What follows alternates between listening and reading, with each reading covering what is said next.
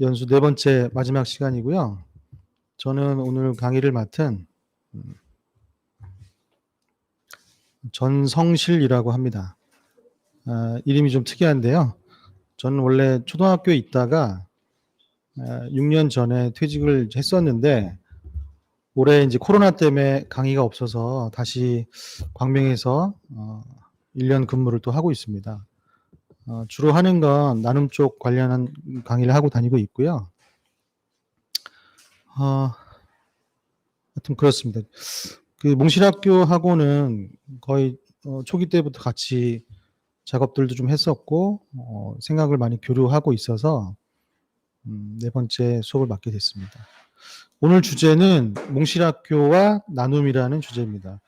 그래서 이 몽실학교가 과연 마을과 어떠한 나눔들을 해야 되는 건지, 그러니까 마을하고의 관계성들에 대해서 약간 좀 얘기를 좀 하려고 합니다.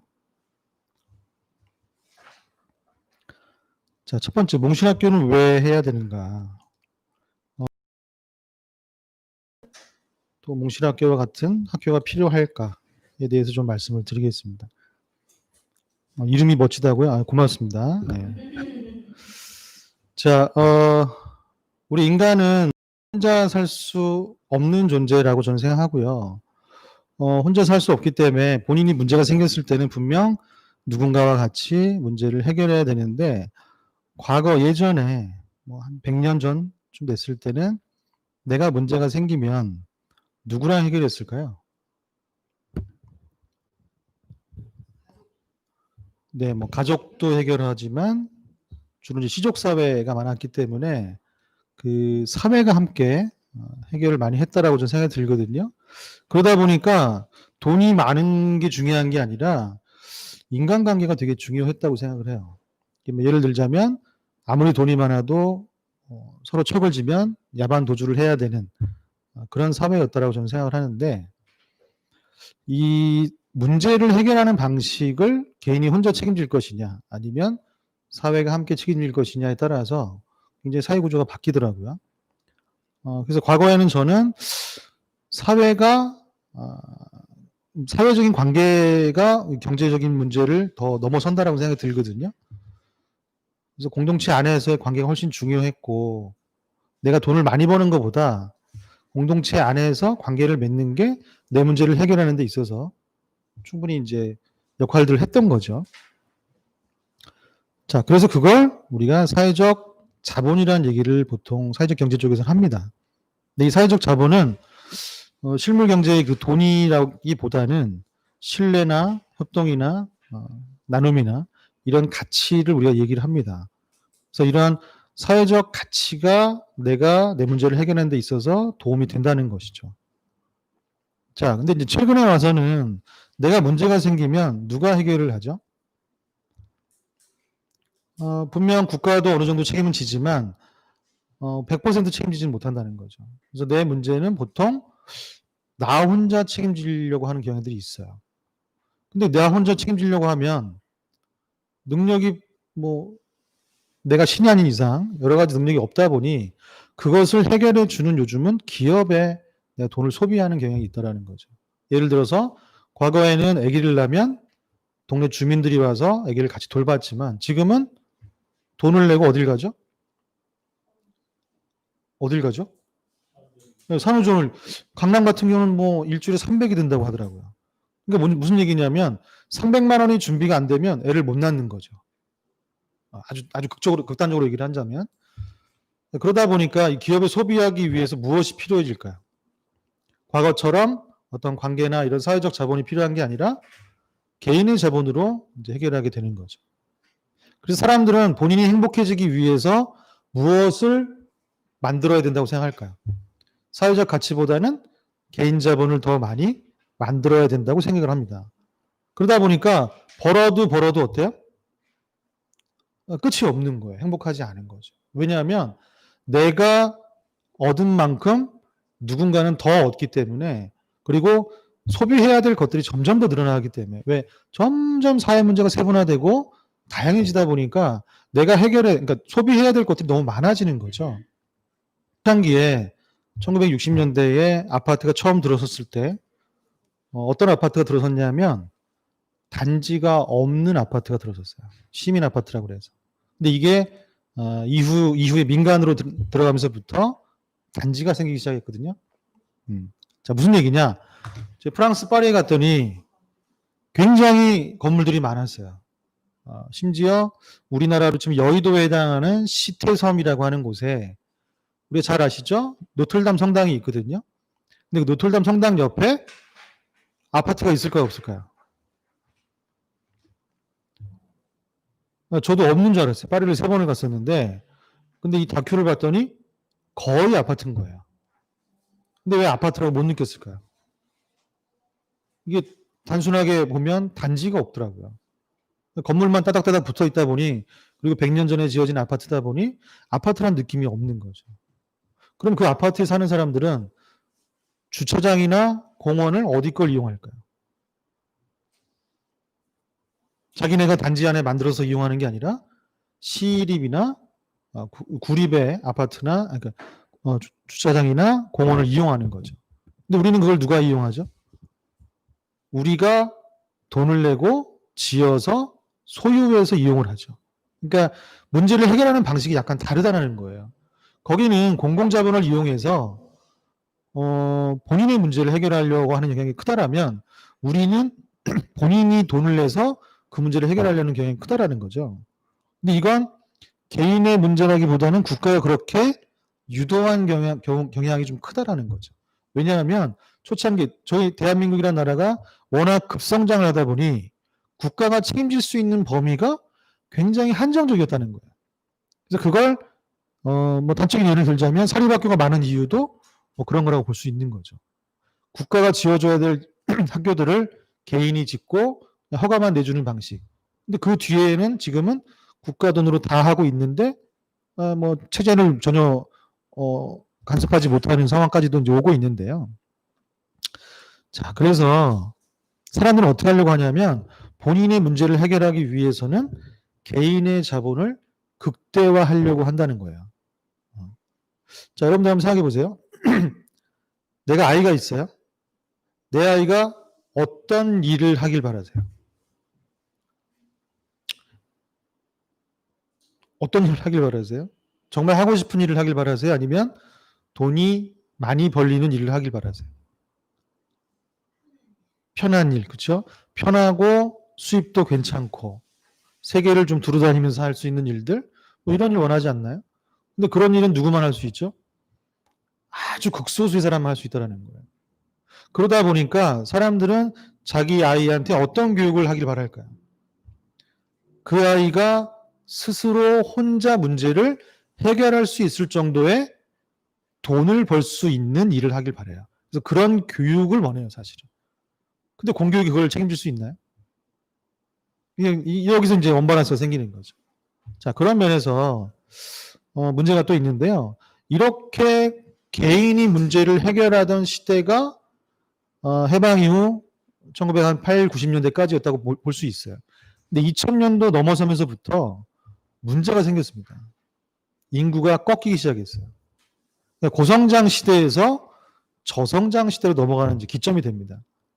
자, 그래서 최근에 보면 자, 조선 후기 때 보면 평균 수명이 30 몇 살이었대요. 일찍 병으로 죽거나 전쟁으로 죽었기 때문에. 근데 최근에 보면 평균 수명이 80입니다. 근데 이게 지금 100살로 가고 있어요. 근데 100살일 경우에 우리 라이프 사이클을 보면 절반이 백수가 돼요. 근데 우리는 지금 삶을 어디 사이클에 맞추고 있죠? 과거에 평균 수명 60일 대의 사이클에 맞추고 있다는 거예요. 그럼 가장 큰 문제가 뭐겠습니까? 이 평균 수명 100살이 됐을 때 가장 큰 문제가 뭘까요? 백수 기간이 길다 보니 백수 기간에 써야 될 돈이 너무 많이 필요하게 되다라는 거예요. 근데 그걸 과거에는 혼자 다 벌려고 했다라는 거죠. 근데 이제는 이게 가능하냐는 거예요. 당장 지금 뭐 우리 경비원 아저씨들 얘기도 나오지만 제가 그 노인들 일자리 지원센터를 이제 가서 강의를 할 때 보면, 심사 같은 거 할 때 보면, 무슨 교육을 보통 하냐면, 자격증 교육들을 아직도 많이 해요. 근데 결국 취업하는 거 보면, 경비나 택배나 청소 쪽입니다. 왜? 더 어린 친구들이 더 싸게 일을 하려고 하니까. 그러다 보니 노인들은 대부분 아주 적은 임금을 받고 일을 할 수밖에 없다라는 거예요. 아주 전문적인 일을 했던 사람이 아니라면. 그렇다면 그 50년 동안 백수하는 기간 동안에 의지할 수밖에 없는 건 뭘까요? 연금이나 이런 부분밖에 없다라는 거죠. 근데 그 연금조차도 이제 어떻게 돼가고 있죠? 점점 축소돼가고 있다라는 거예요. 자, 이런 면에서 우리는 과연 인생 사이클을, 그러니까 인생 계획을 몇 년, 몇 살 때까지를 짜야 될 것인가? 지금 공교육의 모습은 사실상 40에서 50살까지의 교육이라고 보시면 돼요. 평생 교육이 앞으로 중요해지는 이유가 이제 거기도 해당이 되는데 50살, 60살 이후의 삶에 대한 뭐 책임을 누구도 지지 않는다는 거죠. 역시나 개인이 뭔가 노력하지 않았다라고 보는 거고 왜 돈을 안 모았어? 왜 기술이 없어? 이런 추궁만 들어온다라는 거죠. 자, 그래서 보면 앞으로 인구 분포는 계속 역삼각형을 이미 넘어섰고요. T자형으로 가고 있다고 해요. 그럼 아주 극단적으로 젊은 친구들은 줄어들고 노인들은 늘어난다는 얘기인데 앞으로 2030년에서 40년 사이를 보면 60세 이상이 전체 인구의 4분의 1까지 될 거로 보고 있어요. 자, 이게 교육에도 영향을 미치는데요. 교육부에 따르면 올해 전국 고등학교 입학생 수는 자, 여기 이제 몇 년 전 데이터예요. 지금 2018년 46만 명이 지금 고3이에요. 근데 전국에 2년제, 4년제 대학을 다 합친 정원이 48만 명이에요.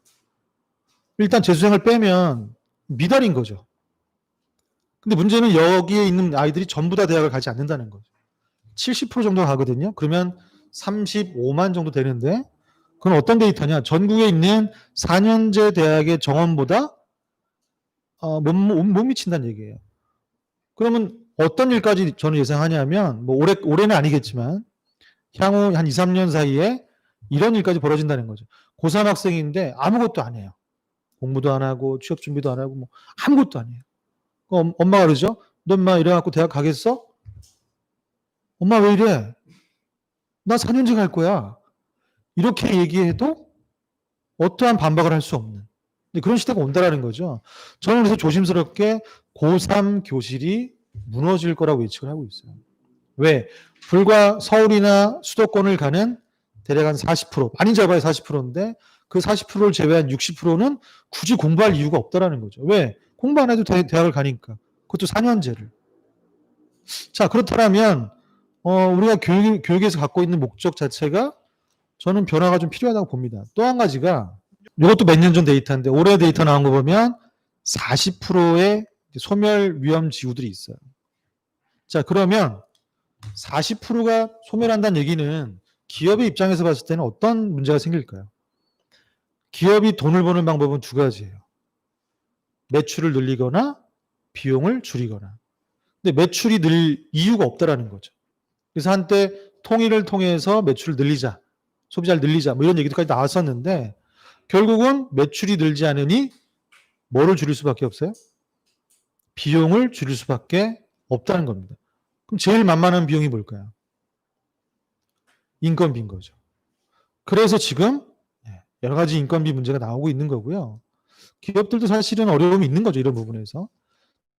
자, 그래서 뭐 좀 표를 보면 수명은 늘고 수명이 늘에 따라서 노후 비용이 증가하는데 인구 절벽이 있다 보니 이 비용을 대야 될 젊은 층이 이제 없어지는 거죠.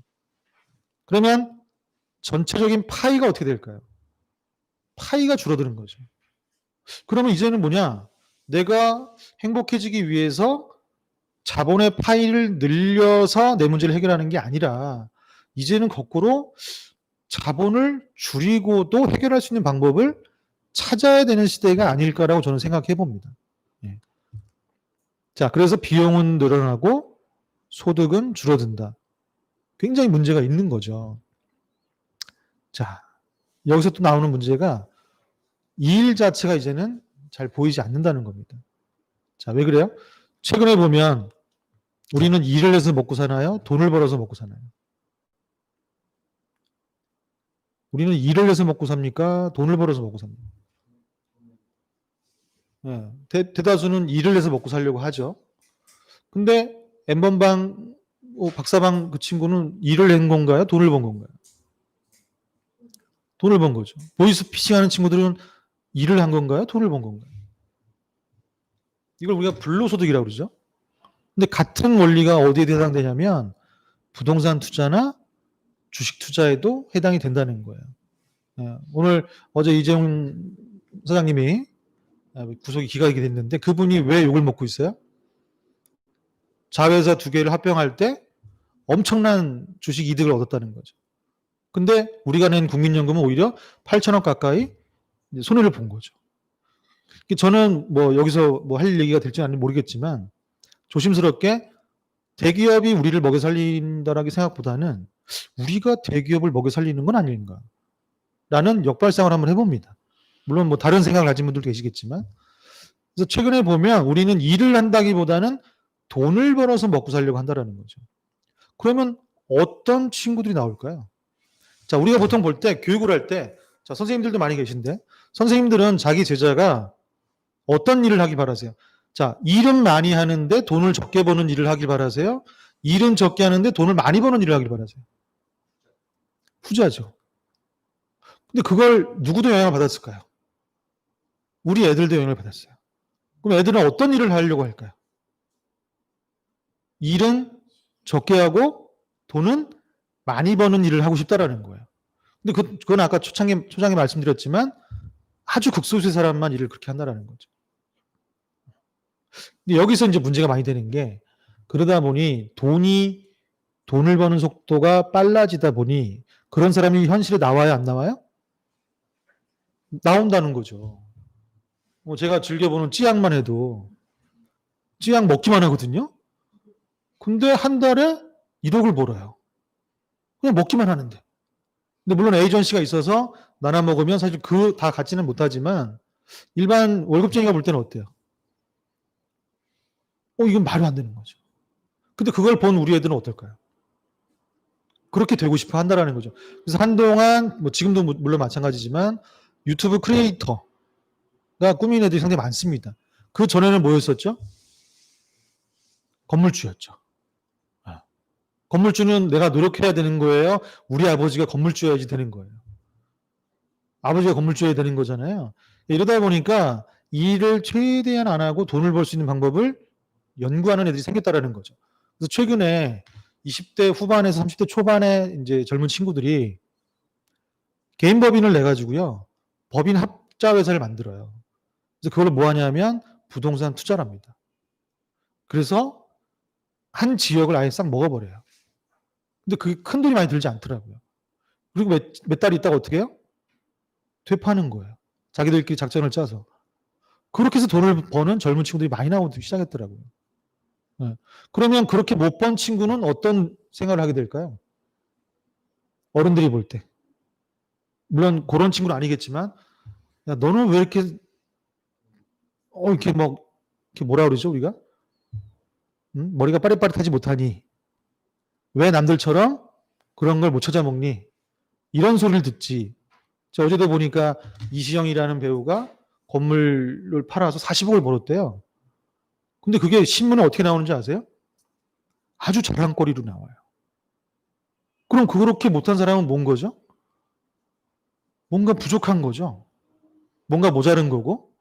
근데 대다수의 사람은 그렇다라는 거예요. 그러다 보니까 사람들이 자꾸만 무슨 일도 하려고 그래요? 나쁜 일도 하려고 한다는 거죠. 여러분들 이재용 사장님이 뭐 판결은 안 났지만 만약에 그게 유죄라면 여러분 이재용처럼 살고 싶으세요? 아니면 이재용을 욕하고 싶으세요? 이재용처럼 살고 싶은 사람도 되게 많다라는 거예요. 왜? 감옥을 가도 그 돈을 벌고 가는 게 좋다라는 거예요. 나와서 쓰면 되니까. 그만큼 뭐냐면 일을 하지 않고 돈을 벌려고 하는 이 생각 자체가 일반화가 됐다라는 거예요. 자, 그런데 이게 우리 교육의 사실 목적이 이게 아니잖아요. 그죠? 일은 적게 하고 돈은 많이 버는 이런 게 목적이 아니라, 그죠? 이것도 아니죠, 사실은. 그죠? 우리 목적이 뭐죠? 우리 교육하는 목적이? 네. 어떤 일을 하고 싶어 하게 만들어야죠? 하고 싶은 일. 그걸 도와주는 게 사회고 국가잖아요? 그래서 예전에 뭐 노래도 있었잖아요. 원하는 일은 무엇이든 다 할 수 있는. 근데 지금은 그런 나라가 아니잖아요. 내가 파티쉐를 하나 하고 싶어도 어떻게 해요? 내가 빵집을 내면 절대 안 되는. 파리바게트나 뚜레쥬르에 취업을 해야지만 파티쉐가 되는. 대단히 자기 성취지향적이지 못한 이런 사회다 보니까 교육도 어떤 교육을 해요? 대기업에 들어가라고만 교육을 하고 있는 거죠. 그래서 저는 공교육에서는 어쩔 수 없이 그런 교육을 한다라면 저는 그렇지 않은 교육도 어딘가에서는 해야 되지 않을까 좀 생각을 좀 하고 있고요. 근데 이게 이제 코로나19가 오면서 또 대단히 큰 변화가 생겼어요. 어떤 변화가 생겼죠? 교육에서만 보자면 면대면 교육이 어려워졌죠. 자, 면대면 교육이 어려워졌다는 얘기는 자, 이 코로나19 때문에 면대면 교육이 어려워지다 보니까 온라인 교육으로 지금 넘어가는 과도기가 됐어요. 근데 선생님들이 이 온라인 교육에 대해서 어떻게 생각할까요? 인정하고 자신을 온라인 교육에 올인하고 있을까요? 과연? 저도 지금 초등학교에서 2학년 애들을 하고 있지만 주로 과제 학습을 내요. 왜냐하면 제 얼굴이 나오면 안 된대요. 우리 동학년 선생님들이. 심지어 학교에서. 왜? 제 얼굴이 나오면 다른 선생님 얼굴은 왜 안 나오냐고 따진다는 거죠. 그럼 다른 선생님도 그 수업을 해야 되는데 그 수업을 하기에는 일단 기계가 일단 설치가 안 돼 있고 집에 있는 아이들도 이걸 할 수 있을 만한 역량이 안 되고 있고요. 어떤 그런 한계를 떠나서 기본적으로 선생님들이요. 엄마들이 옆반 선생님 수업을 비교한다는 거예요. 온라인이니까. 근데 이제 중고등은 어떨까요? 중고등은 더 심해요. 왜? 이미 온라인 시장이 너무나 거대하기 때문에. 그래서 어떻게 되죠? 온라인에 이미 스타 강사가 있기 때문에 그 선생님보다 못 가르치면 어떻게 되는 거예요? 왠지 내가 교사가 이게 뭐 이상해지는 느낌이 드는 거죠. 자, 그런 불안함 때문에 온라인 교육에 대한 거부감들이 되게 크시더라고요. 근데 문제는 이게 코로나가 이번 한 번으로 끝나는 게 아니라 뭐예요?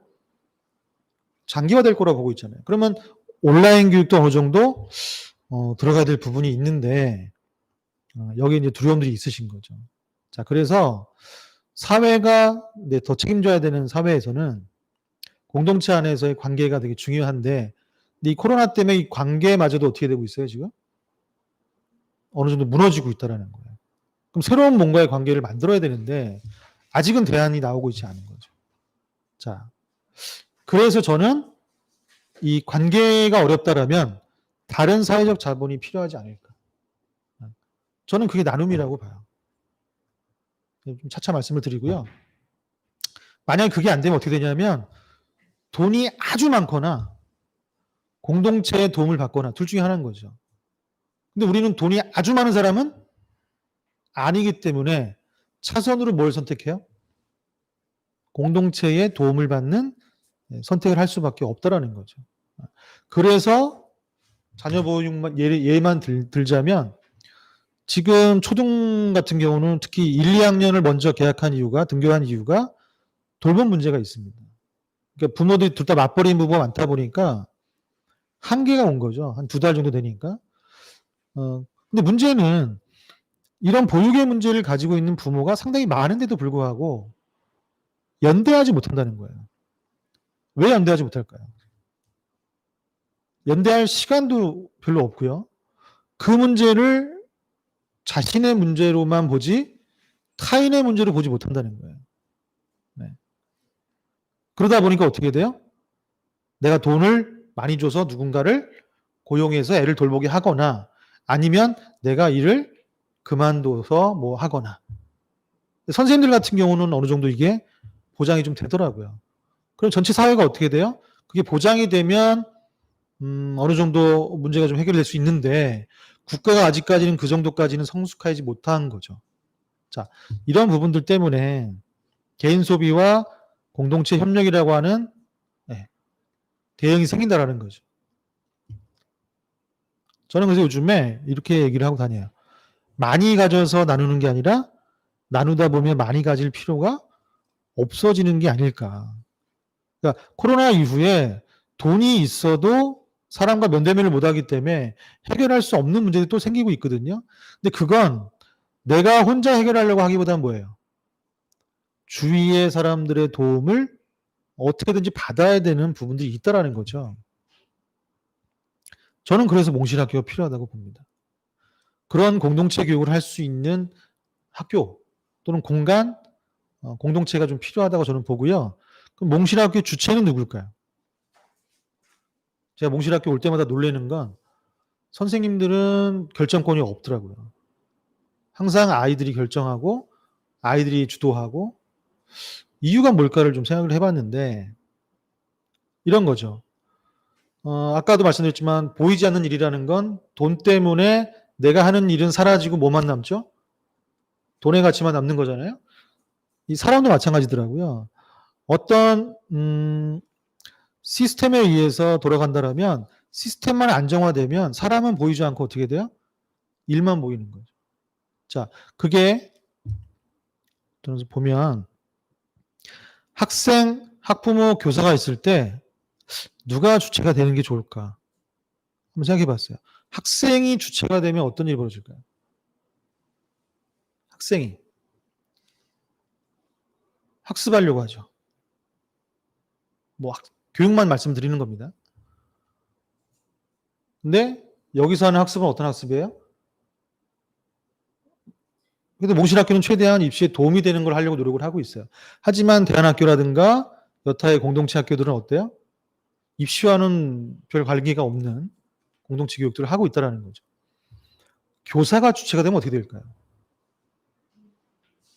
그러니까 학생이 주체가 되면 배우려고만 하게 되는 거예요. 근데 교사가 주체가 되면 어떻게 될까요? 가르치려고만 하게 되는 거죠. 뭘 가르칠까요?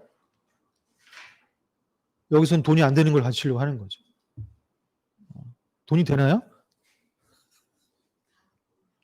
학부모가 주체가 되면 어떻게 될까요? 학부모가 주체가 되면 그게 일이 되더라고요. 네. 어떤 일? 돈이 안 되는 일. 그러니까 그러다 보니까 돈은 사라지고요. 일은 자꾸 부각이 되더라고요. 애들끼리 모여서 학습하는 게 부각이 되고 선생님이 가르치는 게 부각이 되고 학부모가 하는 일이 부각이 되더라고요. 근데 돈이 중심이 되면 어떻게 될까요? 돈의 가치를 뽑아내야 되다 보니 그 일이 사라지고 평가 지표만 남더라고요. 이런 면에서 일은 돈이 아니다. 라고 저는 요즘에 주장을 합니다. 그래서 교육을 소비로 보면 어떻게 될까요? 교육을 소비로 보면 소비자와 공급자로만 보게 돼요. 이게 교육 시장이거든요. 자, 교육을 소비로 보면 교육 시장이 형성돼서 학부모는 뭐 하려고 그럴까요? 소비자가 되려고 해요. 교사는 뭐가 되려고 하죠? 공급자가 되려고 하죠. 생산자가 되려고 하고. 그럼 학부모들은 어떤 교육을 자꾸 요구하게 될까요? 소비자로서. 좀 더 비교해서 저 학교보다 나은 교육, 저 온라인 교육보다 더 나은 교육을 요구하게 됩니다. 그럼 선생님들은 어떤 교육을 공급하려고 하게 될까요? 마찬가지로 다른 학교보다 뭔가 나은 교육을 공급하려고 노력을 하게 되는 거죠. 이게 이제 경쟁 사회가 되는 거거든요. 근데 결국 남는 건 누굴까요? 승자는 사실 없어요. 왜? 맨 꼭대기에는 하나밖에 없으니까. 자, 그래서 소비자와 공급자라는 관점을 저는 끊었으면 좋겠어요. 이게 아까 말씀드렸지만 코로나19가 오면서 온라인 교육을 해야 되는 그 상황에서 굉장히 두드러졌었다는 거예요. 내가 온라인 교육을 하고 싶은데 이미 양질의 교육을 하고 있는 뭐가 있어요? 온라인 시장이 있다는 거죠. 근데 내가 공급자로서 그들을 따라갈 방법이 없다는 거예요. 실제로도 없고요. 그럼 어떤 공급을 하는 게 맞을까요? 공급이라고 쳤을 때? 그들이 못하는 교육을 하는 게 맞는 거죠. 그건 뭐죠? 그 교사는 우리 반 아이를 모른다라는 거예요. 일방향적으로 줘버리니까. 그럼 나는 우리 반 아이를 알기 때문에 알고 있는 이 아이들의 인성과 사회성과 여러 가지 품성들을 함께 고려할 수 있다라는 거죠. 근데 그게 지금 오프라인에서 원래 하던 거를 못 하다 보니까 온라인에서 시도를 좀 못하고 있는 거예요. 저는 근데 충분히 해야 되지 않나 싶고요. 소비 능력이 좋은 사람만 그래 어떤 사람은 인정받아요? 훌륭한 사람, 뭔가 노력한 사람, 능력이 좋은 사람으로 인정받는다는 거죠. 그럼 그렇지 못한 사람은 어떤 사람으로 인정받을까요? 뭐 인정이 아니라 취급을 받을까요? 뭔가 노력하지 않고 애쓰지 않고 능력이 없는 뭔가 예전 말로 뭐죠 그게? 그 뭐라 그러죠? 그 우리 청년 하여튼 있었는데 루저, 예. 루저로 보는 거죠. 예. 자, 그래서 저는 일하고 삶을 분리하는 시대가 아니라 이제는 좀 더 코로나19를 통해서 내가 시간이 많아지고 그 시간에 많은 사람과 함께 해야 되는 새로운 사회에 지금 살고 있잖아요. 코로나19가 와서 제일 많이 바뀐 게 뭐냐면 집에서 가족들하고 있는 시간이 많아졌다는 거예요. 근데 문제는 뭐냐? 그런 걸 해본 시간이 없다라는 거예요. 사람들이 어떻게 될까요? 뭘 해야 될지를 모르는 거죠. 심지어 아파트라고 하는 공간에 살다 보니까 어떻게 돼요? 서로 마주칠 기회는 많은데 뭘 해야 되는지는 잘 모르는. 그래서 뭐만 열심히 봐요? TV나 스마트폰이나 홈쇼핑을 열심히 보는 거죠. 그래서 그쪽 매출이 늘어날 수밖에 없는. 저는 그래서 좀 더 삶과 일을 일치시키는 과정으로 가야 되지 않을까. 저는 그 과정에 마을학교의 주체가 필요하다고 봐요. 그러니까 저는 마을학교가 왜 필요하다고 보냐면 삶과 일을 일치시킬 수 있는 학교는 마을학교밖에 없다라는 거죠. 아주 극단적으로 얘기하자면 고등학교 3학년 선생님이 자기 제자들을 교육을 하는 목적이 마을에 남는 거예요? 마을을 떠나는 거예요? 뭐 강남 같은 경우면 남는 게 될 수도 있겠죠? 근데 그렇지 않은 데는 어떨까요? 막말로 아주 시골 외딴 곳에 있는 공간이라면 제발 이 동네를 떠나라고 가르치는 이 목적이 되는 거죠. 그래서 보통 보면 1, 2월에 이렇게 이제 지방에 가보면 그런 일들이 많이 있어요. 19살, 20살 요 또래 애들이 안 보여요. 분명히 시험 끝나고 막 돌아다녀야 되는데 안 보이는 애들이 있어요. 물론 합격한 애들은 돌아다니죠. 근데 왜 안 돌아다녀요? 쪽팔려서. 그럼 그 친구는 그 나머지 1년 재수하는 동안에 동네에서 보일까요? 안 보일까요? 안 보인대요. 왜? 보는 사람 족족 뭘 물어봐요? 너 대학 안 가고 여기서 뭐 하냐? 어느 대학 갈 거야? 뭐 이런 걸 물어본다는 거죠. 자, 그래서 마찬가지로 교육도 삶이 돼야 되지 않을까.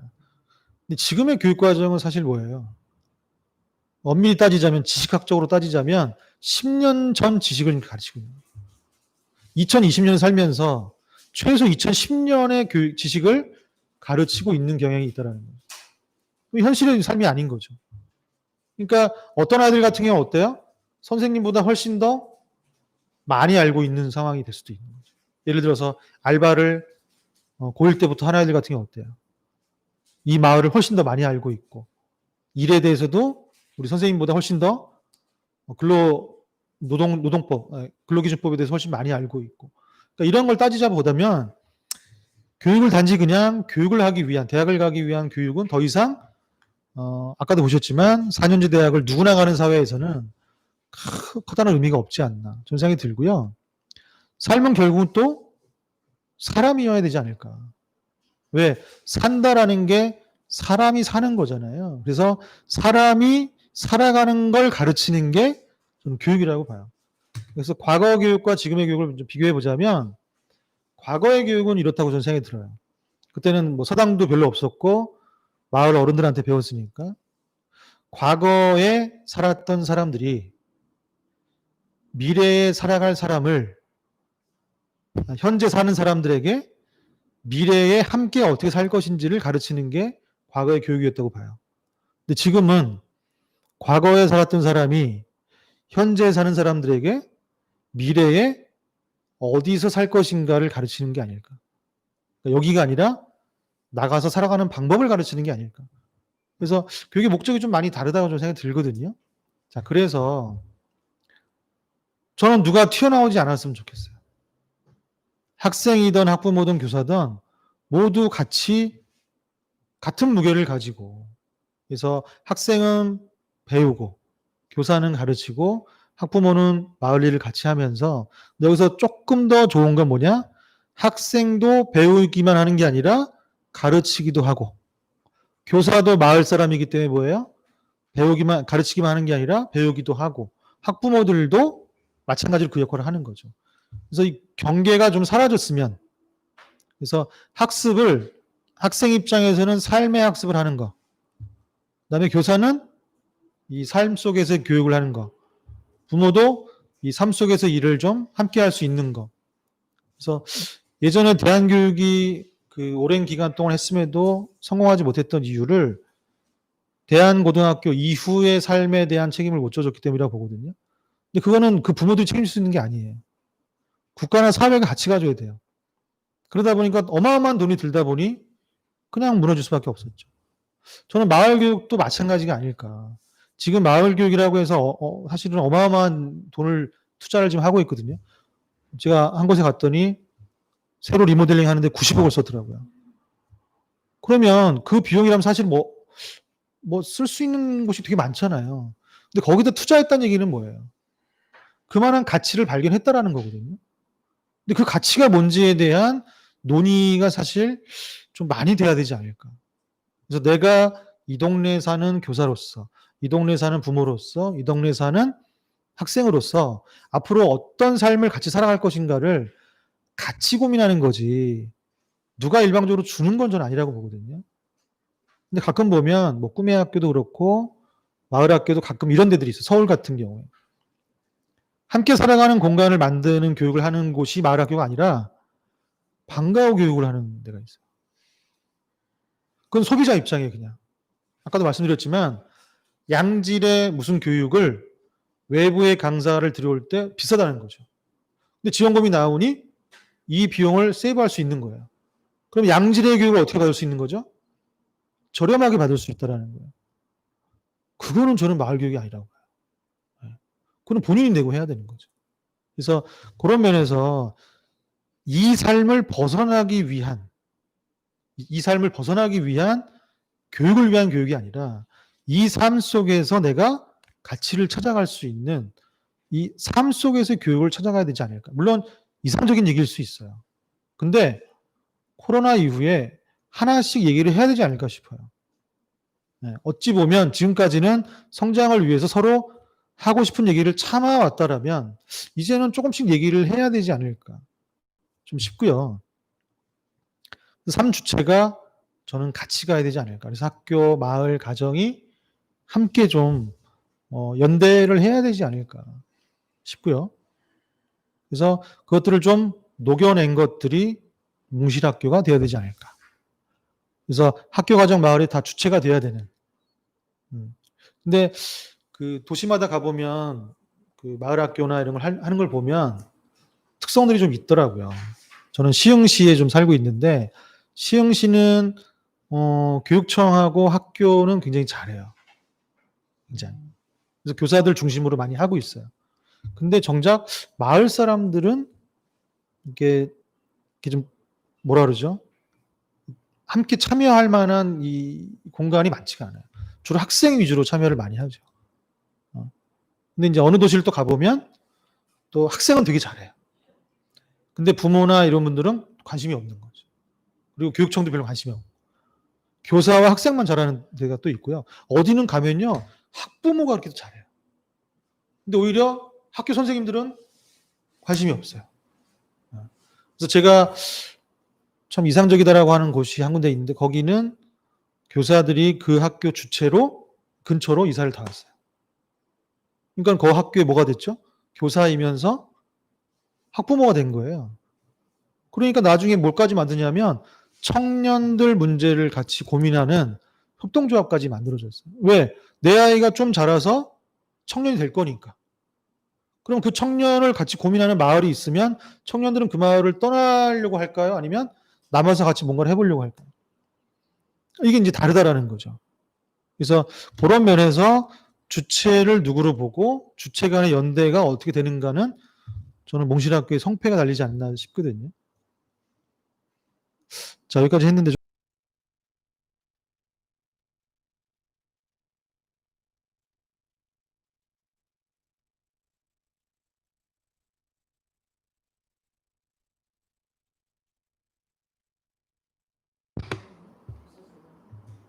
네, 쉬는 시간 마치고 또 시작을 해보겠습니다. 잘 들리면 들린다고 한번 올려주시겠어요? 아무도 안 올리시네? 그런가요? 자, 세 번째는 몽실학교와 이제 마을, 몽실학교와 마을은 무슨 관계가 있을까 좀 살펴보겠습니다. 잘 들린다고. 네.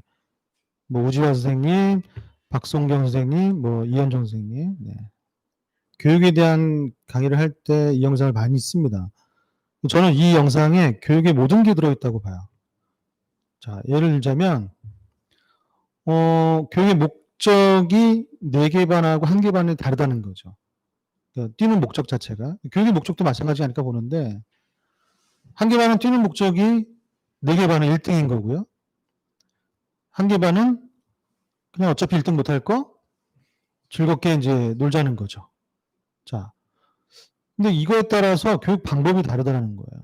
뭐 교육 방법일 수도 있고 뭐 하여튼 학생 선발하는 방법이 다른데 4개 반은 학생을 어떻게 뽑았을까요? 4개 반은 학생을 어떻게 뽑았죠? 네, 경쟁을 시켜서 제일 잘 뛰는 애를 이제 뽑았겠죠. 1개 반은 어떻게 뽑았을까요? 1개 반은 뭐 경쟁이 아니라 뭐예요? 일단 하고 싶은 애가 하겠죠. 왜? 이거 누가 봐도 쪽팔리니까.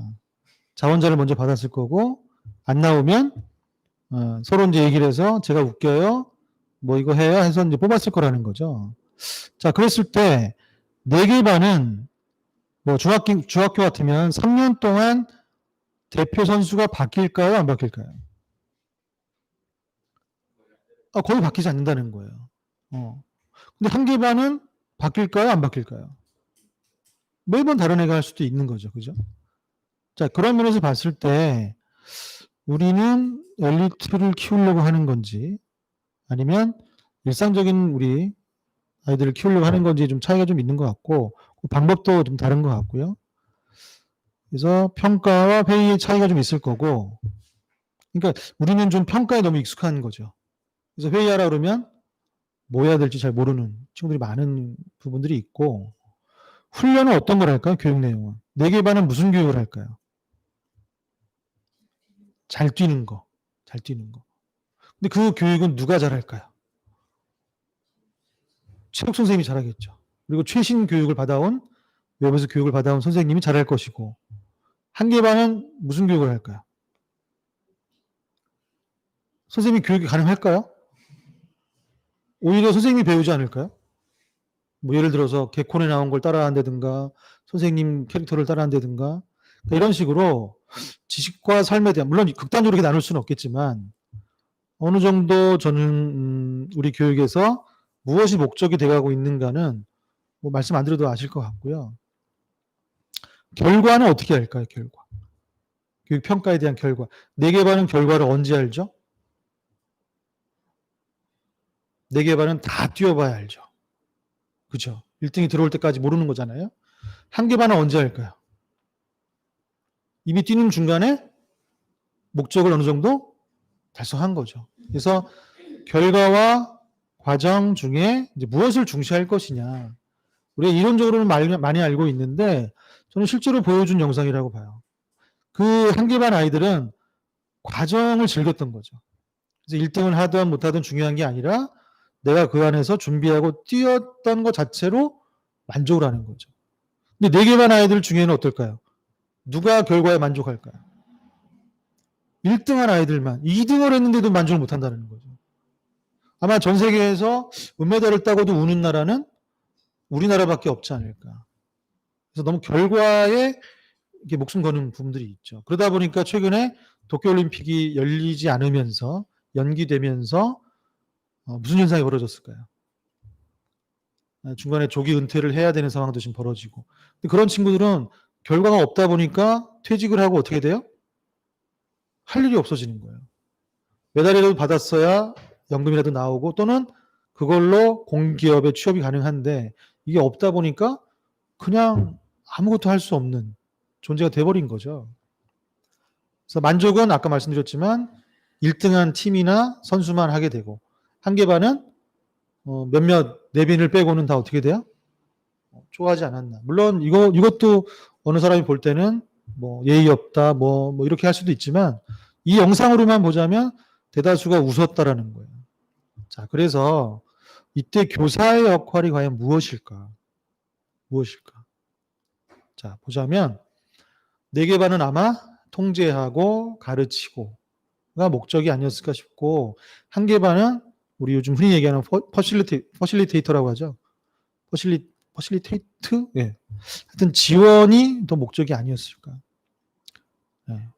그래서 마을 교사는 몽실학교의 마을 선생님들은 통제를 해야 될까, 지원을 해야 될까? 물론 극단적으로 말하기는 좀 그렇지만 뭐 통제도 필요하고 지원도 필요하겠지만 주로 해야 될 것들이 아마 지원이 아닐까.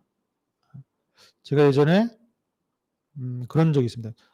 몽실학교에서 그때는 꾸미름 학교였는데 쉼표 학교라는 걸 했어요. 2박 3일인데 무박 3일인 거죠.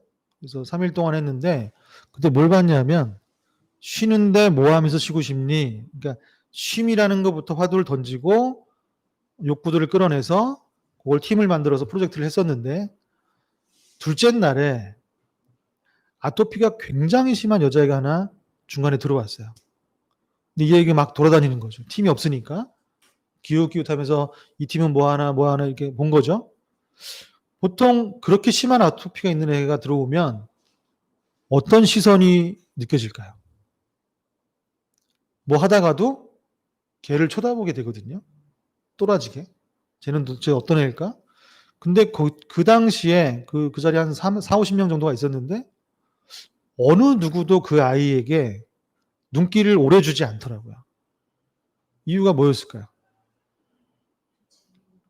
내가 이미 하고 있는 게 너무 즐겁고 재밌기 때문에 저 아이를 신경 쓸 이유가 없는 거예요. 그러니까 몰입이 돼 있는 거죠. 자, 그럼 그때 교사들은 뭐를 했느냐? 같이 했어요.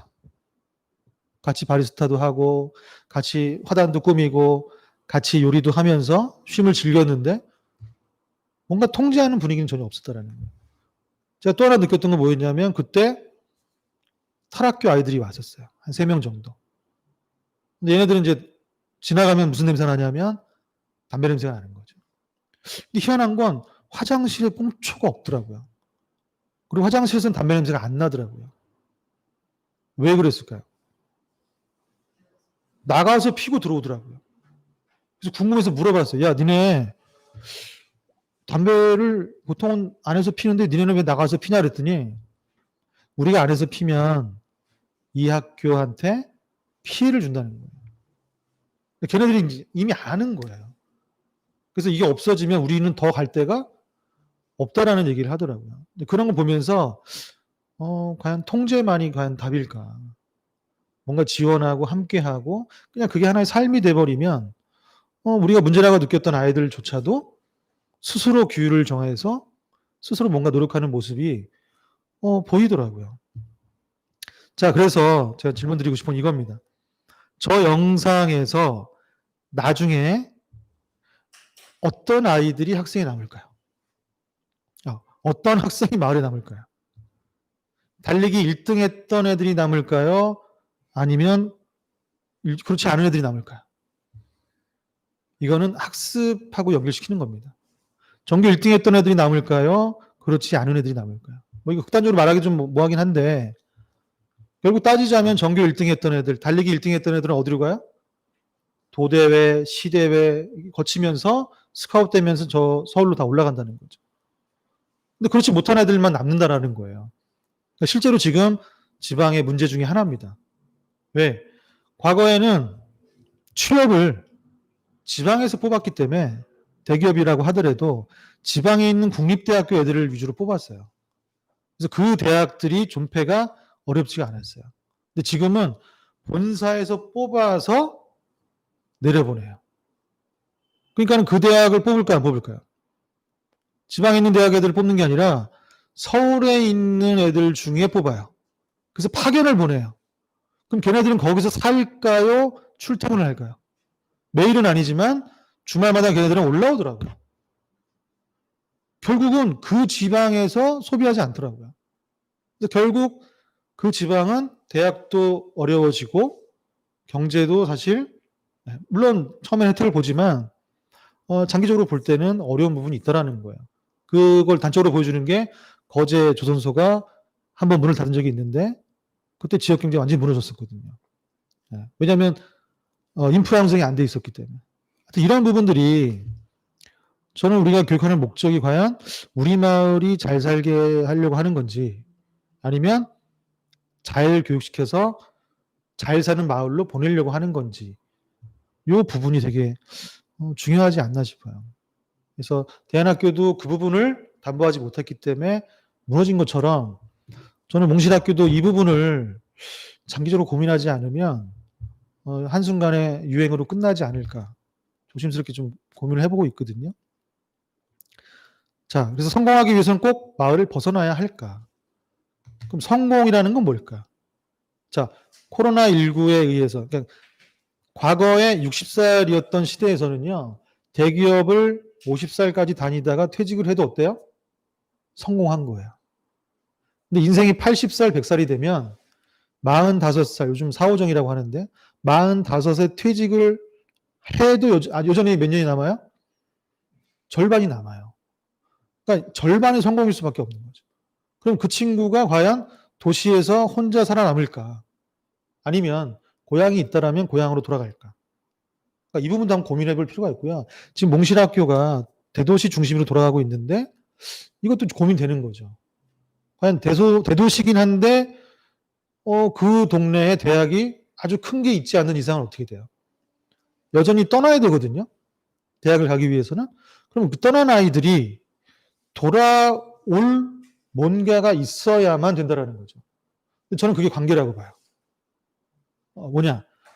이 몽실학교에서 뭐 초등학교부터 고등학교까지 긴 애들은 한 8, 9년을 이제 거친단 말이죠. 그럼 그 사이에 뭐가 생길까요? 선후배라는 게 생기죠. 마을의 선후배라는 게. 그럼 이 선후배끼리 일을 할 수도 있는 거고요. 창업을 할 수도 있는 거고요. 떠났다가 자기가 가진 기술이나 지식이나 자본을 가지고 돌아올 수도 있는 거거든요. 그러니까 이런 부분도 한번 장기적으로는 좀 생각을 해봐야 되지 않을까. 누가 이제 대학을 꼭 가야 되냐고 여쭤보셨는데 저도 이제 그 생각을 하고 큰애를 대학을 안 보냈어요. 본인도 가기 싫어했고 성적도 안 됐고. 근데 지금 24살인데 대학을 가고 싶어 하더라고요. 그래서 이번에 사이버 대학을 들어갔거든요. 근데 여전히 힘들어 하더라고요. 그 조직 사회에 익숙치 않다 보니까. 하여튼 여러 가지 고민이 저도 있는데 하여튼 마을이라고 하는 공간에서 마을을 대표하는 학교가 있다라는 건 저는 그런 연관성이 좀 있어야 되지 않을까 싶고요. 또 한 가지 제가 이제 노년이 이제 오고 있으니까 노년에 난 그럼 도대체 누구랑 살 것인가? 흔히 얘기하는 마을에 남은 찌질한 청년들하고 살 것인가? 근데 문제는 이 청년들이 밖에 나오지 않아요. 왜? 나가면 욕먹거든요. 너 왜 아직도 이러고 있냐? 근데 저희 어릴 때만 해도 동네에 이런 청년들이 많았어요. 많아서 뭐 붕어빵도 팔고 막노동도 하고 또는 뭐 슈퍼에 취업도 해서 일을 하고 그때는 아무도 이상하게 보지 않았거든요. 근데 지금은 그렇게 살면 뭔가 부족하고 루저인 것처럼 본다라는 거죠. 근데 그게 코로나19로 인해서 점점 더 심화될 거라는 거죠. 면대면 일이 점점 줄어들면서. 결국은 지역에서 자기가 사는 곳에서 뭔가 일을 하는 게 아주 일상적인 삶이 되지 않을까 좀 싶거든요. 자, 그렇다면 굳이 대학을 가야만 그 일을 할 수 있을까? 또 한번 생각해 볼 필요가 있지 않나. 그리고 온라인으로도 얼마든지 대학을 갈 수 있는데, 그 생각이 좀 많이 좀 들고요. 그래서 이건 제가 정리를 좀 한 건데, 이런 게 있습니다. 지금 도시 얘기를 누가 올리셨길래, 안성은 다들 안 부러워하는 도시였는데, 이번 재난지원금 많이 줘서 부러운 도시가 됐대요. 그걸로 치자면 포천이 최고죠. 이 관계에 대해서 이제 도시의 가치를 한번 생각해 봤는데요. 이런 게 있더라고요. 제가 자존감 공부를 많이 하는데, 자존감이 두 가지가 있어요. 자아 가치감, 자아 효능감이라는 게 있어요. 가치와 효능인 거죠. 자, 근데 우리가 이사를 갈 때, 도시를 고를 때, 가치를 볼까요? 그 도시의 가치를 볼까요? 효능을 볼까요? 주로 어떤 걸 보죠? 이사 갈 때 교통은 어떻고, 학구는 어떻고, 쇼핑센터는 어디 있고, 뭐 주로 이런 걸 보잖아요. 그 도시의 역사나 인간들은 누가 살고 이런 걸 보는 것보다, 그럼 결국은 가치보다는 효능을 보거든요. 그러다 보니까 효능 중심의 도시를 가요. 효능이 좋은 도시를. 근데 문제가 있어요. 이것도 돈을 주고 사야 되는 거예요. 그러다 보니까 내가 정말 원하는 도시까지는 못 가는 경우가 많아요. 그럼 어떤 문제가 생기냐? 정말 좋은 효능을 가진 곳에 사는 사람들은 소수인 거죠. 그러면 내가 살고 있는 도시에 나는 어디에 살게 되는 거죠? 만족스럽지 않은 효능을 가진 도시에 살게 되고요. 그러니까 점점 더 이 도시는 어떻게 돼가요? 효능이 좋은 도시는 메가시티가 돼가고, 내가 살고 있는 중소도시는 점점점 효능이 좀 줄어드는 이런 도시가 된다라는 거죠. 그래서 저는 좀 더 요즘에 그래서 도시와 관련해서 도시의 가치들을 많이 발굴해내는 작업들을 하고 있어요. 도시의 역사를 발굴해서 이야기책으로 만든다거나, 도시에 살고 있는 사람들을 발굴해서 그들을 동화책이나 위인전들을 만들어서 배포한다든가, 이런 가치 중심적인 사업들을 좀 많이 하고 있거든요. 그런 면에서 봤을 때 저는 도시를 누구랑 같이 살 것인가도 굉장히 중요하다고 보고 있고요. 자, 그래서 이제 이때 교사와 학생과 이 관계를 봤을 때 제가 이게 만든 건데, 교사 중심인지 학생 중심인지 학생 주체인지 이게 다르더라고요, 결이. 물론 제가 지금 보여드린 리더나 코치나 멘토 이런 건 그냥 표면적으로 보이는 사전적 정의에 의한 분류입니다. 깊이 들어가면 사실은 또 다른 의미들이 있어요. 자, 뭐냐면 교사 중심은 교사 욕구대로 하는 거예요. 쉽게 얘기하면 교사가 가르치고 싶은 걸 가르치는 거예요. 그걸 교사 중심이라고 그래요. 학생 중심은 뭘까요? 학생이 배우고 싶은 걸 배우는 거예요. 학생 주체는 뭘까요? 학생이 배우고 싶은 걸 학생의 눈높이로 하는 거예요. 가끔 무슨 착각을 하시냐면 학생이 배우고 싶은 걸 교사의 눈높이로 가르치면서 학생 중심이라고 착각하시는 분들이 있어요. 저도 그런 사람 중에 하나였거든요. 근데 어느 순간 대학원에서 공부하다가 진짜 뒤통수 한 대 세게 맞았었어요. 내가 그런 교사가 아니었구나. 그때 어마어마하게 전 충격받았어요. 근데 고민을 하면 할수록 아니었더라고요. 그래서 최근에 바꾼 건 이 러너까지 가야 된다는 거죠. 물론 굉장히 어려운 단계. 퍼실리테이터까지 가기도 힘들어요. 근데 최종 목표는 사실은 러너, 누가 이제 애전 얘기하셨는데, 애전은 정말 이상향인 거죠. 저도 살고 싶은 마을 중에 하나인데, 러너까지 가는 건 뭐냐면 학생의 삶을 들어가는 게 퍼실리테이터라고 보시면 돼요. 근데 교사의 삶까지 들어가야 러너가 되는 거예요. 왜? 같이 살 거니까. 학생까지만 들어가면 어떻게 하냐? 니네가 잘 살게 내가 도와주는 것 뿐인 거예요. 그래서 보통 우리가 퍼실리테이터들이 어떻게 하죠? 전국을 다니면서 유명 퍼실리테이터들이 그냥 회의 진행해주고 사라지죠. 그 다음 누구 하는 사람은 없단 말이에요. 근데 이제 러너는 뭐냐면 함께 배우는 거죠. 왜? 같이 살려고. 그래서 이게 좀 구분이 좀 되고요. 그러려면 저는 좀 더 마을의 범위를 넓히던가, 아니면 마을의 범위 안에 내가 포함이 되려고 노력을 하던가, 이거는 교사뿐만 아니고요. 사회복지사 공무원들도 마찬가지인 거예요. 내가 사회복지사인데 마을에 있는 분들에게 복지를 하잖아요. 근데 내가 사는 마을이 아니면 어떤 인식이 제일 클까요? 나 얼마 하다가 떠날 사람인 거예요. 그러니까 관계 맺는 게 그렇게 깊어질 수가 없어요. 물론 이러다 보면 또 삶과 일이 구분이 안 돼서 트라우마를 겪는 분도 계시긴 한데 그건 공동체의 힘으로 어느 정도 극복이 가능하다고 저는 생각이 들거든요. 하여튼 이것 또한 저의 최종 목표치긴 한데 자, 또 하나 학생을 바라보는 관점이 좀 바뀌어야 되지 않을까. 왜? 학생도 여기 사는 주민이자 시민이거든요. 근데 이걸 자꾸 잊어버리는 분들이 있더라고요. 그래서 자꾸만 뭐 하려고 그래요? 학생으로만 봐요. 그럼 뭐 하려고만 하게 될까요? 가르치려고만 해요, 자꾸. 이제 교사병이라고 하는데.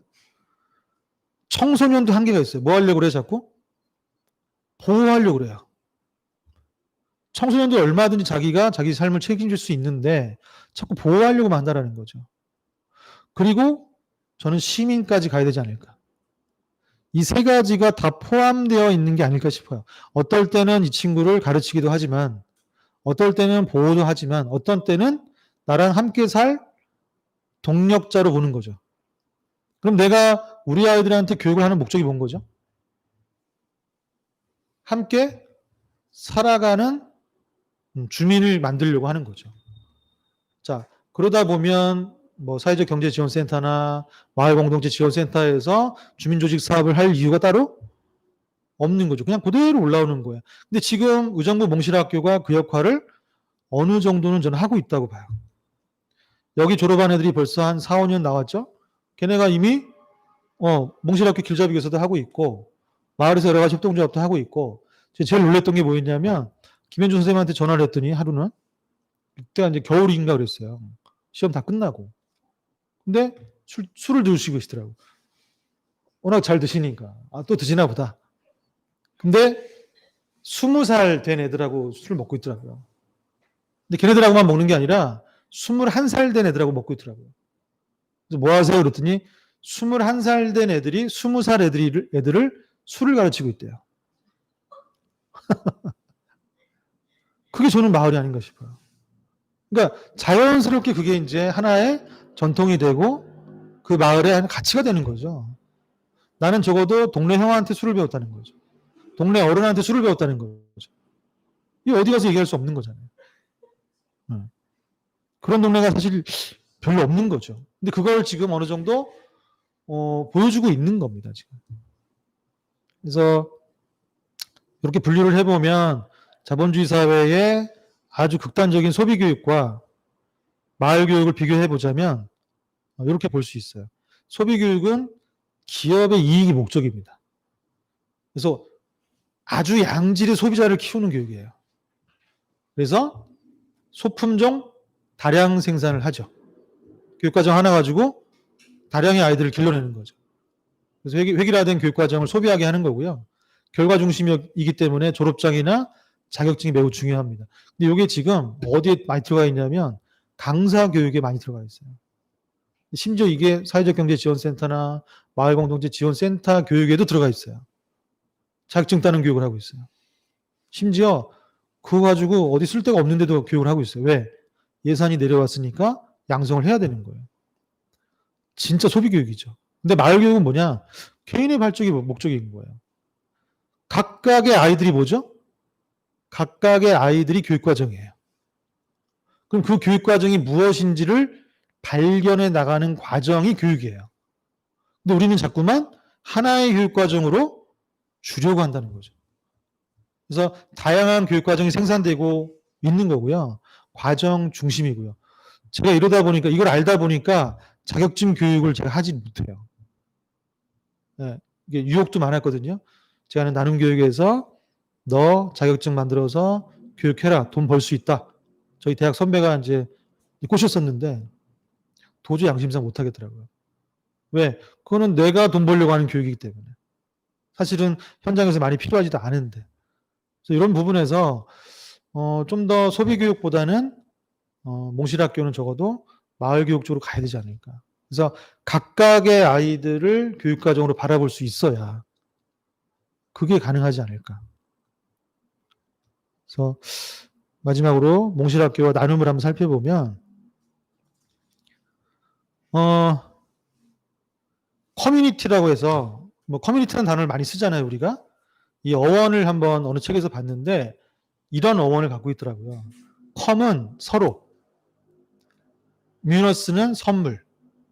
그러니까 뭐 하는 관계인 거죠? 서로 선물을 주고받는 관계. 자, 이거는 어떤 관계일까요?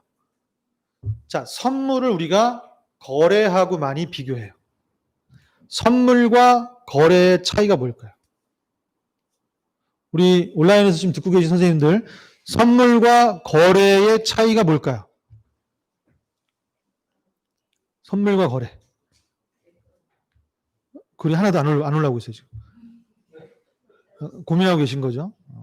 혹시 여기 앞에 계신 선생님 중에 선물과 거래의 차이가 뭘까요? 정답이 있는 건 아니고 그냥 제 생각을 얘기하는 거니까. 대가를 주는 것과 안 주는 것. 여기도 써있네요. 선물은 주는 거고 대가가 있고 없고의 차이. 근데 더 중요한 게 저는 있다고 생각해요. 뭐가 더 중요하다고 저는 생각할까요? 선물은 그 사람이어야 돼요. 거래는 그 사람 아니어도 돼요. 그러니까는 거래를 하게 되면 사람은 사라지는 거예요. 거래만 남는 거죠. 지금 대한민국의 봉사나 기부나 나눔이 그것만 남지 사람은 사라지는 경향이 있어요. 그럼 무슨 문제가 생길까요? 주는 사람도 뭐 하려고만 하게 돼요? 주려고만 하게 되고요. 받는 사람과 관계 맺으려고 하지 않게 돼요. 자, 제가 가을만 되면 하는 얘기인데 우리 김장 봉사 많이 하잖아요. 김장 봉사는 주는 사람만 하나요? 주고받는 사람이 같이 하나요? 보통은 대단위로 주는 사람만 모여서 해요. 근데 웃긴 건 받는 사람 중에도 몸이 성한 사람이 많거든요. 아주머니도 계시고. 근데 왜 같이 안 할까요? 김장 축제인데. 왜 주는 사람만 와서 하고 있을까요? 받는 사람이 오면 자기들이 하는 행위가 사라져요. 사람은 남는데 행위는 사라지는 거죠. 이게 되게 중요한 포인트더라고요. 근데 이제 김제에 가면 김제복지관이라고 있는데 거기 복지사 한 분이 이런 사업을 3년 전부터 하고 있더라고요. 김장철이 되면 대단위로 하지 않아요. 보여주기식 행사를 안 하는 거죠. 그러니까 행위가 사라지는 거예요. 그래서 뭘 하냐면 10명 정도씩 모여줘요. 한 집에. 한 집에. 근데 그 5명 정도는 주는 사람, 5명 정도는 받는 사람 중에 이제 합쳐주는 거예요. 근데 서로 모르니까 어떻게 해야 돼요? 재료는 복지관에서 주니까 서로 주는 사람인지 받는 사람인지 모르고 같이 김장을 해요. 네. 그랬더니 불만이 없어지더래요. 그 전에 이렇게 안 했을 때는 야, 왜 작년에는 10포기 주더니 올해는 8포기밖에 안 줘? 왜 이렇게 짜? 뭐 별의별 불만이 많았대요. 근데 만들어서 가져가니까 어때요? 아무도 불만이 없더래요. 심지어 몸이 불편하신 분의 김장까지도 같이 만들더라는 거예요. 그러면 받는 사람도 뭐 한 거죠? 주게 되는 거예요. 주고받는 관계가 형성되는 거죠. 그러면 나중에 마을에서 만났을 때 어떨까요? 서로 반갑게 인사할 수 있는 거예요. 근데 이런 관계가 저는 커뮤니티라고 보거든요.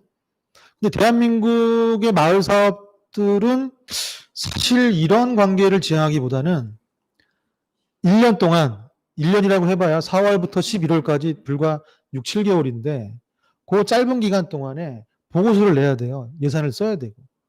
정작 만나는 기간은 한 정말 적은데 6번밖에 안 만나요. 1년 동안. 근데 그걸로 뭔가를 해야 되는 거죠. 그리고 누군가한테 나눠야 되는 거예요. 그러니까 어떻게 하죠? 뻔히 노인 요양원, 고아원, 뭐 독거노인 이런 식으로 대상을 딱 만들어서 자기들이 뭔가를 해서 주고 우리 이런 거 했습니다 하고 보고하는 거예요. 정말 저는 짜증이 나요.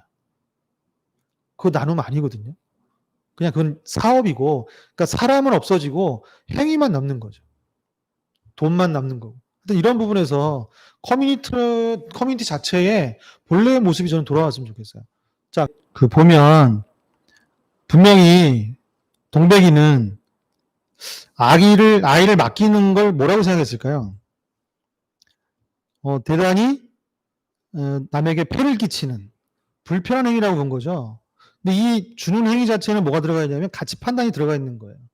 내가 이걸 맡겼을 때, 저 사람에게 불편함을 주겠지. 그러니까 저 사람도 나한테 부탁을 해요, 못해요? 못하는 거예요. 근데 이런 관계는 가능한 거죠. 내가 너무 여유가 있어서 저 사람이 나보다 못한 사람이에요.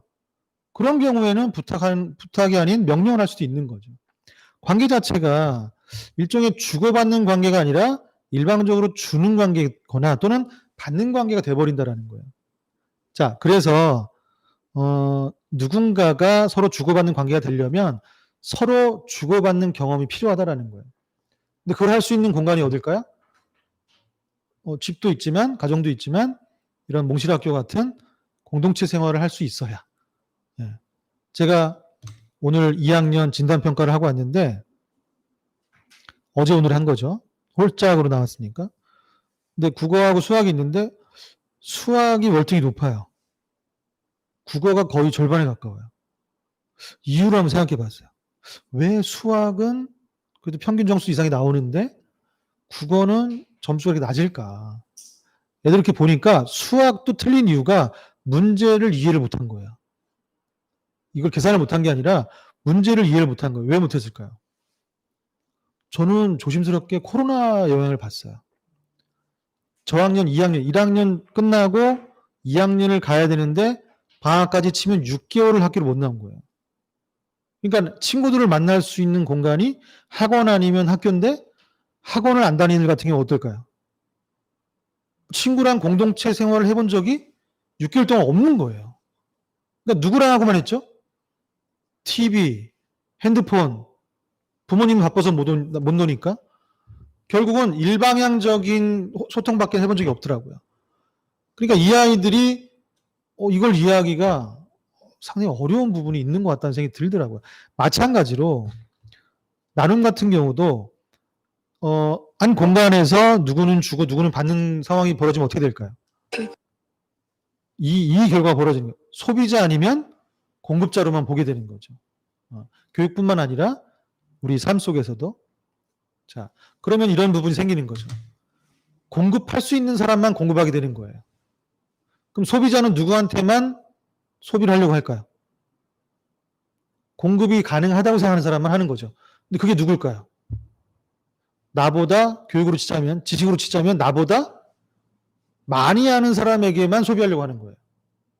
나보다 못 배우고 모른다는 사람한테는 할까요, 안 할까요? 절대 안 하는 거죠. 그래서 모두가 학교라는 이 개념은 생기지 않아요. 모두의 학교라는 개념이 생기지 않고 주는 사람만 주게 되고 받는 사람은 받게만 되는 거죠. 자, 그래서 호혜관계 형성이 안 되는 거예요. 호혜가 뭐죠? 서로 쌍방향으로 주고받는 거잖아요. 자, 이거 한번 보시겠어요?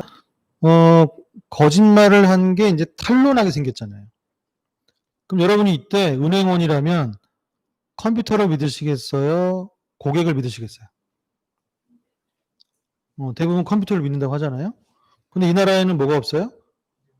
거짓말이 없어요. 그럼 누굴 믿을 수도 있죠? 그래도 틀릴 수 있다는 거예요. 근데 우리는 지금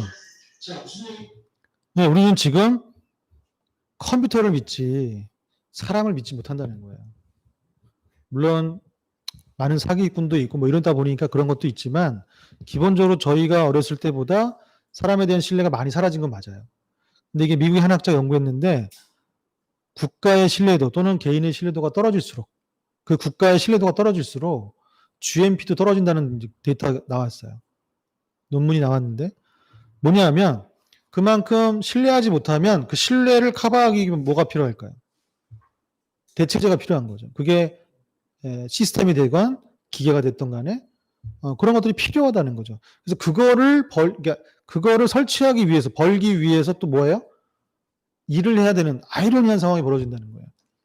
자, 그래서 신뢰라고 하는 사회적 가치가 굉장히 중요한데 우리는 지금 상당 부분 이걸 없애는 대신 시스템을 강화시키는 경향으로 가고 있는 거죠.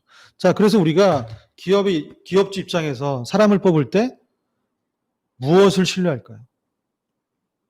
그 사람을 신뢰할까요?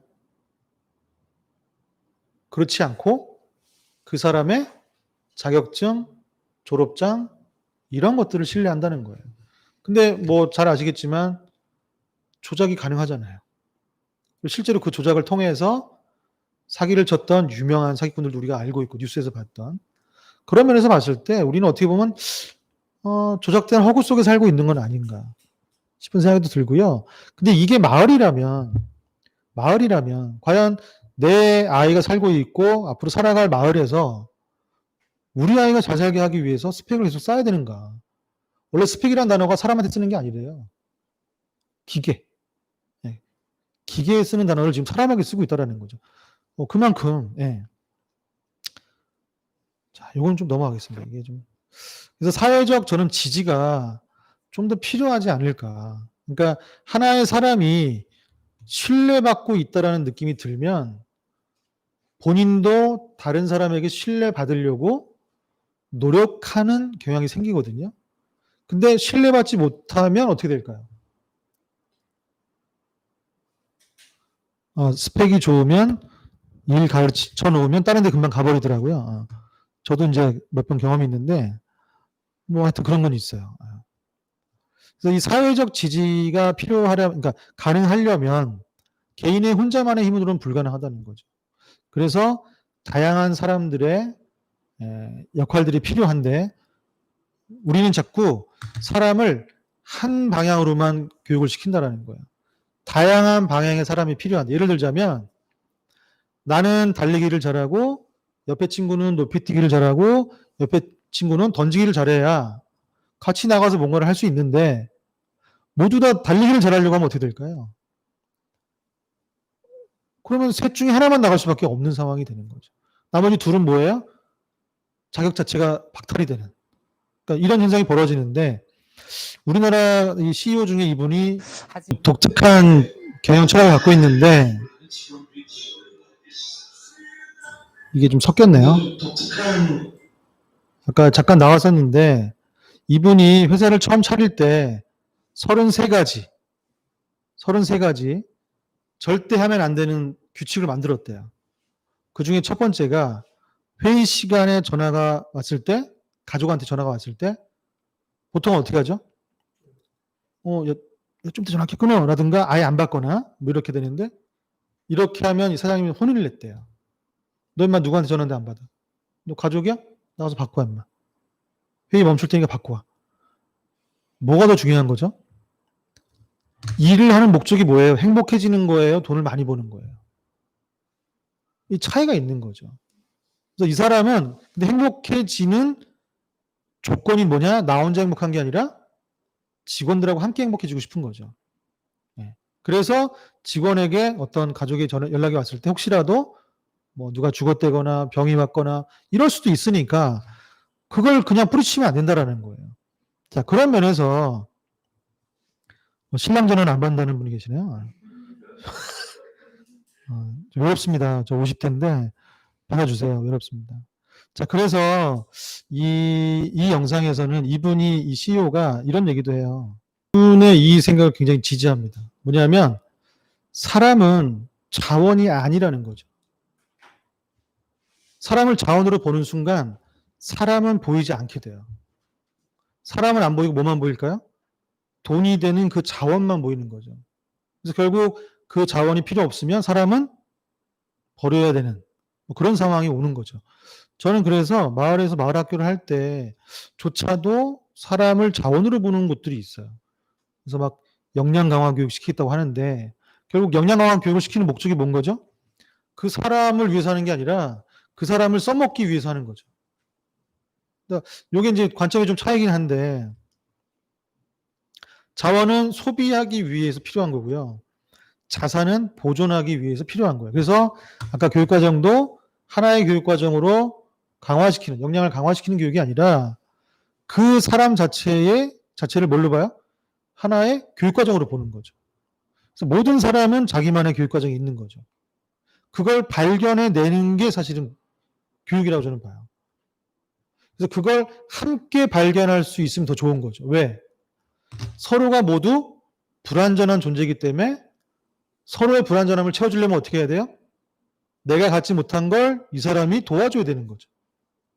그래서 그걸 서로 협력해야지만 앞으로 태어날 또 다른 불완전한 존재가 믿고 의지할 사회적 지지가 생기는 거죠.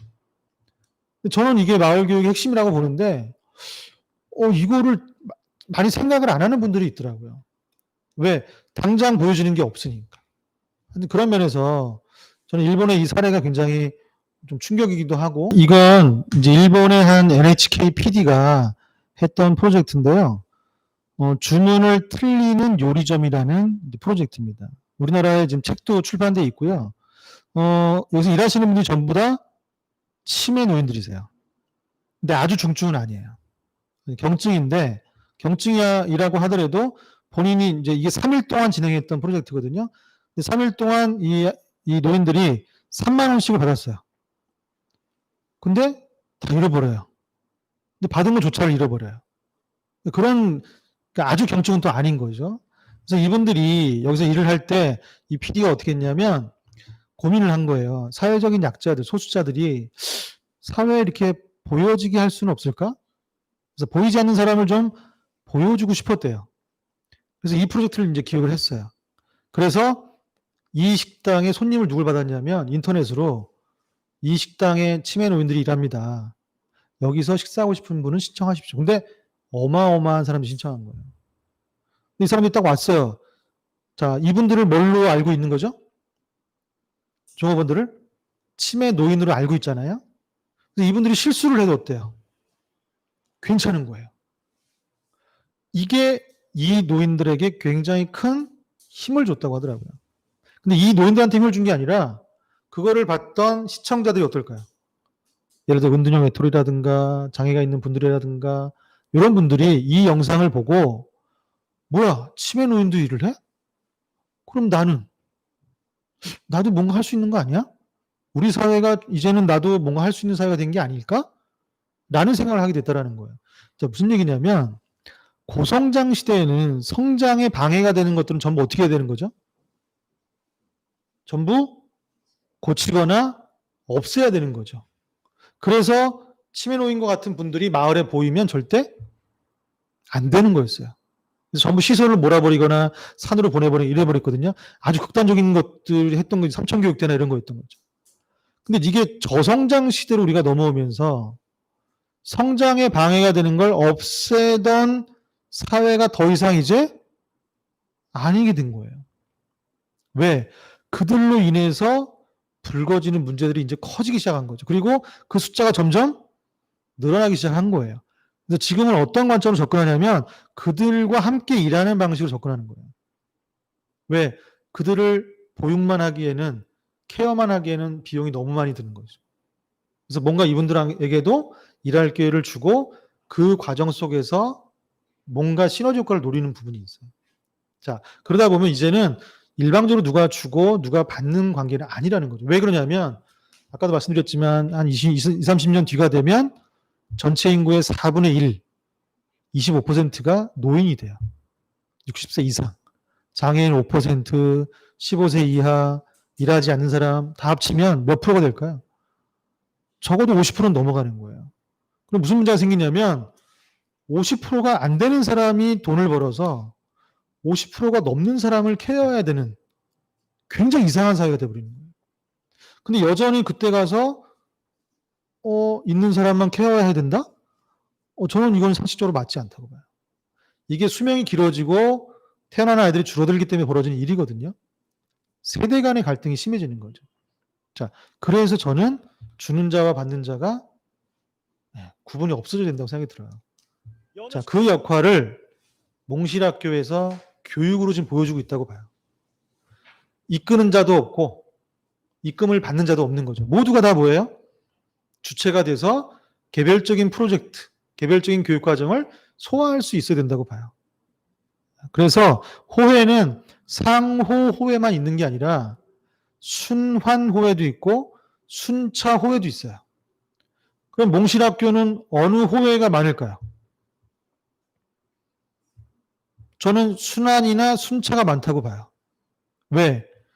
얘네들이 성장하면서 초, 중, 고, 청년이 되고 장년이 되면서 이 몽실학교에 뭔가 함께 하려고 하는 부분을 만들 거거든요. 그러면 끊임없이 순환하거나 순차할 수밖에 없는 거죠. 근데 단지 주는 관계라면 어떻게 될까요? 여길 졸업하면 그냥 떠나는 걸로 끝나는 거죠. 그래서 최근에 보면요. 마을 축제를 굉장히 많이 하는데요. 제가 제일 우려하는 마을 축제가 뭐냐면 방과후 학교 발표 축제예요. 거기는 누구만 올까요? 초등학생 학부모들만 와요. 중학생은 별로 발표하지 않으니까. 그러면 걔네가 졸업하면 엄마들이 올까 안 올까요? 안 와요. 이거 마을 축제가 아닌 거죠. 그래서 좀 더 이게 길게 가려면 서로 순환하고 순차할 수 있는 관계를 좀 만들어야 되는 게 필요하고요. 그래서 이 그림을 보자면 제가 두 번째는 책에 있던 내용인데 누가 지나가다가 구덩이에 빠졌어요. 실수로. 그러면 꺼내달라고 막 할 거 아니에요. 꺼내주세요, 꺼내주세요 막 할 거예요. 그럼 위에서 뭐라 그럴까요? 물론 꺼내주는 사람도 있겠지만 야, 내가 잘못한 거야?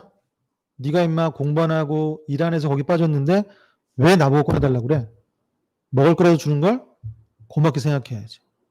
그럼 밑에 있는 사람은 더 이상 나가려고 하게 될까요? 안 하게 될까요? 나가려고 하지 않아요. 그럼 위에서 또 뭐라 그러죠? 거봐, 네가 임마 그러니까 못 나오는 거야, 자식아. 네가 그러니까 그러고 사는 거야. 라고 얘기한다는 거예요. 그럼 밑에 있는 사람 위에서 주는 게 고마울까요? 고맙지 않을까요? 절대 고맙지 않아요. 심지어 옆 구덩이랑 비교해. 옆 구덩이는 2개 주는데 왜 하나밖에 안 줘? 그러면서 주는 자와 받는 자가 명확히 갈린다라는 거예요. 자, 그러면서 제가 걱정하는 건 뭐냐? 이럴 수 있어요. 도와줄 수 있어요. 근데 문제는 빠지는 사람이 점점 많아지고 있다는 거예요. 아까 말씀드린 대로. 50%가 넘어가는데 40%가 위에서 주고 있다? 이건 불가능한 거죠. 그래서 최대한 나올 수 있는 사람은 나오게 도와줘야 된다는 생각이 들어요. 자, 그래서 단절이 아닌 저는 연결을 몽실학교에서 해야 되지 않을까. 저는 가진 걸 가지지 못한 사람한테 주는 게 나눔이라고 생각지 않고요. 물론 그것도 나눔일 수 있어요. 근데 공동체 안에서의 나눔은 단순히 일방적으로 이렇게 주는 게 아니라 단절됐던 관계 또는 보이지 않던 사람을 어떻게 해요? 보이게 만드는 게 저는 그게 나눔이라고 봐요. 왕따 당했던 애들이 보이게 하거나 취업을 못한 청년이 보이게 하거나 퇴직한 장년이 보이게 하거나 그러니까 이런 게 마을 안에서 저는 나눔이라고 생각이 들더라고요, 요즘에. 그래서 이 나눔에는 3가지가 있는데 공간, 시간, 사람. 공간을 나누고 시간을 나누고 사람을 나누고 이게 가장 적합한 곳이 어디죠? 저는 몽실학교라고 봐요. 몽실학교 공간에서 공간을 나누고 있죠. 시간이 쌓이고 이쪽에서 사람을 서로 알아가고 있죠. 자, 그래서 과거와 현재가 연결되고 자, 비교한다라는 게 뭘까요? 과거의 사진과 지금의 모습을 비교해. 그러면 과거에 있던 게 사라진 것도 있죠. 근데 과거에 없던 게 생긴 것도 있잖아요. 그걸 종합적으로 선생님하고 아이들하고 토론하는 거예요. 그래서 필요한 건 자료를 조사를 해요. 그럼 뭐를 알 수 있을까요? 원래는 여기가 은행도 많이 있었던 아주 경제의 중심, 우리 도시의 중심이었는데 이 중심지가 어디로 간 거죠? 다른 데로 이동했다. 이런 내용들을 역사를 배우게 되는 거예요. 그러면서 자기 마을에 대해서 어떻게 되죠? 더 많이 알게 되고 내가 이 마을에 살고 있다는 걸 알게 되는 거죠. 그럼 이런 친구들이 나중에 마을을 떠나도 어떻게 돼요? 돌아왔을 때 거부감이 별로 없는 거죠. 이런 부분, 이런 교육을 좀 프랑스에서는 하고 있고요. 세대 간의 연결도 보면 일본의 사례인데 이 할아버지는 손자를 이 놀이터에 데리고 갈 때 그게 일일까요? 삶일까요? 그냥 일이자 삶이 되는 거예요. 그래서 아이하고 무슨 얘기할까요? 야, 나 때는 말이야. 여기서 이렇게 놀았어. 그럼 아이도 보고 직접 놀고 있는 곳이니까 할 얘기가 생기는 거죠. 세대 간의 연결이 된다라는 거예요. 추억을 공유하면서. 자, 그리고 사람들도 연결이 되죠. 일본의 사례는 있긴 한데 우리나라도 요즘 하고 있는 건데 분이 이 동네에서 치매 교육을 하러 다니는 분이세요. 선생님이세요.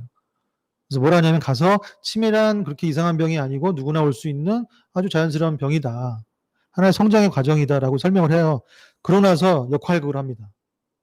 한 명 노인 역할하고요. 한 명 학생 역할이에요. 근데 여기 이 노인이 치매 노인이에요. 그럼 이 학생이 세 가지를 해야 돼요. 지나가다 처음에 뭐 하죠? 인성교육 차원에서 인사를 해요. 할아버지 안녕하세요. 두 번째 뭐 할까요? 질문을 해요.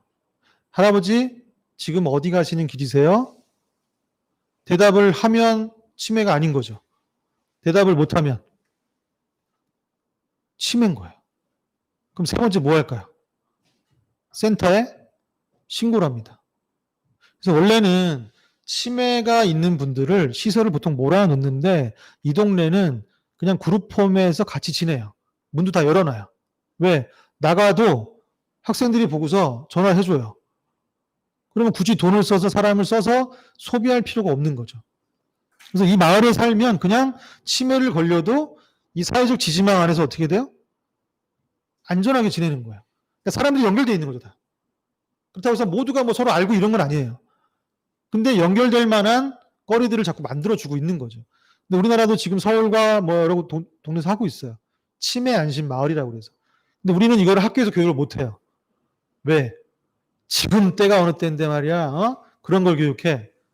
그래서 어디서 하냐면 동네 상인들을 위해서 그 교육을 해요. 약국 약사나 슈퍼 주인이나 세탁소 주인한테 어떻게 해요? 이런 분이 혹시 들어오면 잡아두고 신고해라. 그런 치매 안심 마을을 이제 운영을 하고 있거든요.